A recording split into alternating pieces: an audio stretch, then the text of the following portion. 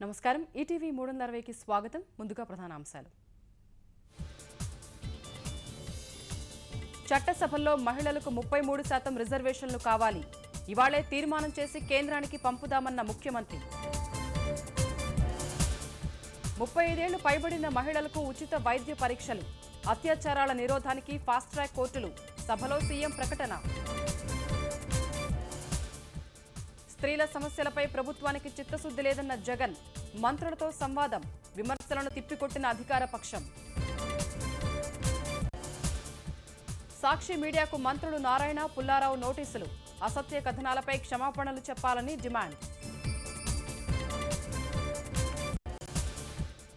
బంగాల్ ముర్షిదాబాద్లో 3 కంటైనర్లలో నాటు బాంబులు తనిఖీల్లో గుర్తించిన పోలీసులు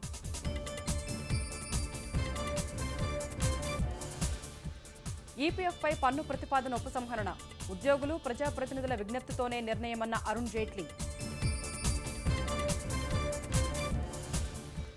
విజయ్ మాల్యా విదేశాలకు పోకుండా కట్టడి చేయండి సుప్రీంకోర్టును ఆశ్రయించిన ఎస్బీఐ సహా ఇతర బ్యాంకులు